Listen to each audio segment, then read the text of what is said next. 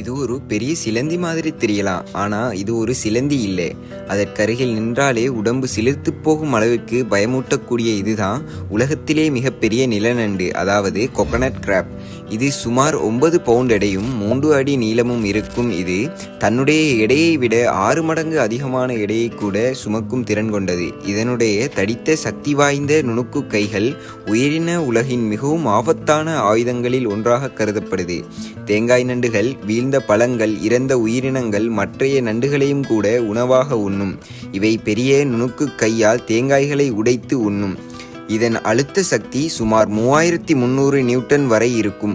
அதாவது இது சிங்கத்தின் கடிக்கும் சக்தியை விட அதிகமாகும். மேலும் இவை மரங்களை ஏறவும் திறமை வாய்ந்தவை.